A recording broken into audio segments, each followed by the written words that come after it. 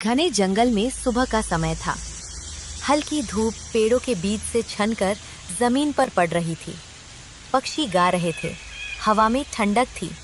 लेकिन आज माहौल कुछ अलग था, चिंता से भरा हुआ। बरगद के पेड़ के नीचे हिरन, खरगोश, बंदर और कई जानवर इकट्ठा थे।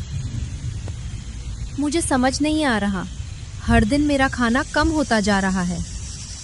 अगर ऐसा ही चलता रहा तो कुछ दिनों में हमारे पास खाने को कुछ भी नहीं बचेगा। मैंने तो अपनी गाजर जमीन के नीचे छिपाई थी, ऊपर पत्ते भी डाल दिए थे, फिर भी सब गायब। और मेरे केले आधे खाए हुए छोड़ गए।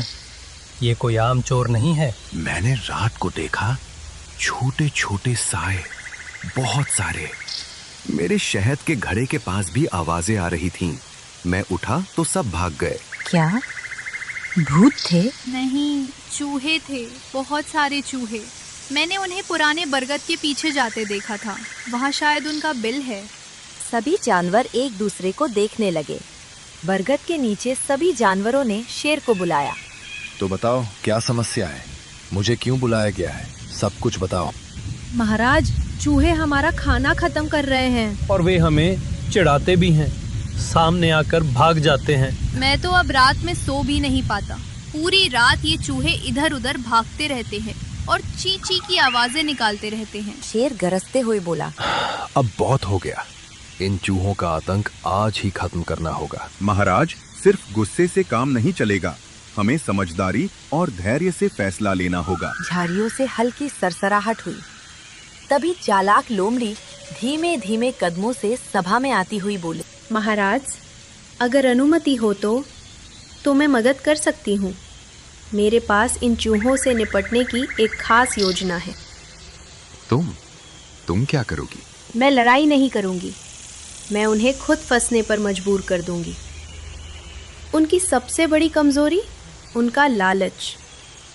हम एक अफवाह फैलाएंगे कि बरगद के नीचे जादुई अनाज उगा है, जो उसे खाएगा वह राजा बन जाएगा। चूहे तो तुरंत आ जाएंगे, यही तो चाहिए। बरगद की विशाल जड़ों के नीचे चूहों ने अपना गुप्त घर बना रखा था। चारों तरफ छोटी छोटी सुरंगों का जाल फैला हुआ था। कहीं खाने के ढेर पड़े थे तो कहीं सूखे पत्तों से बने छोटे कमरे। बीच में सूखे पत्तों का एक ऊंचा ढेर था, जिस पर बैठा था एक विशाल सफेद चूहा, मोंटू।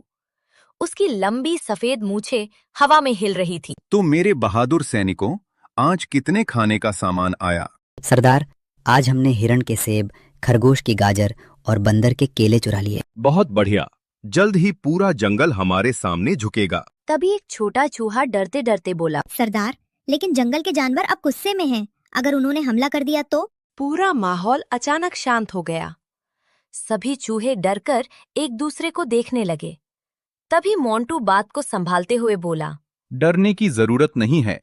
हम छोटे जरूर हैं, लेकिन अगर एक साथ रहें तो जंगल का सबसे चालाक जानवर भी हमारा कुछ नहीं बिगाड़ सकता। मोंटू की बात सुनकर धीरे धीरे सभी चूहों के चेहरों पर हिम्मत लौटने लगी। तभी एक दुबला चूहा हाफता हुआ अंदर आया। सरदार, बड़ी खबर। जंगल के सारे जानवर इकट्ठा हो गए हैं और वो हमें रोकने की योजना बना रहे हैं। अब क्या होगा? तो आखिरकार जानवर जाग गए। अब असली खेल शुरू होगा। अगले दिन लोमड़ी की योजना के अनुसार पूरे जंगल में फिर से अफवाह फैलाने की तैयारी शुरू हो गई। सुबह होते ही तोता आसमान में तेजी से उड़ने लगा। सुनो सुनो, जादुई अनाज, जो खाएगा वही जंगल का राजा बनेगा। हर पेड़, हर बिल और हर झाड़ी में बस एक ही चर्चा थी, जादुई अनाज। सुन लो सब, आज की रात हमारी किस्मत बदल सकती है। लेकिन सरदार, अगर ये जाल हुआ तो? जंगल वाले हमसे पहले ही परेशान हैं। डरपोक कहीं के, राजा बनने वाले मौके बार बार नहीं आते। सरदार, मैंने सुना है कि वो अनाज पुराने खंडहर के पास रखा है। तो चलो, सब तैयार हो जाओ, वहीं चलेंगे। चांद बादलों के पीछे छिप चुका था। चारों तरफ अंधेरा फैल गया। मोटू मूठ सबसे आगे चल रहा था। उसके पीछे सैकड़ों चूहे दौड़ रहे थे। सभी धीरे धीरे फुसफुसा रहे थे, आज हम राजा बनेंगे। अब जंगल पर हमारा राज होगा, कोई हमें नहीं रोक सकता। जंगल के दूसरे कोने में घनी झाड़ियों के पीछे लोमड़ी अपनी टीम के साथ खड़ी थी। सब मेरे पीछे आओ। सारे चूहे सरदार मोंटू के पीछे दौड़ रहे थे। जैसे ही वे आगे बढ़े, सभी लोमड़ी के बनाए हुए जाल में जा गिरे। हम फंस गए, बाहर निकलो, कोई बचाओ। लोमड़ी, शेर और हिरण बाहर आए और गड्ढे में झांककर हंसने लगे। स्वागत है जंगल के नए राजाओं का।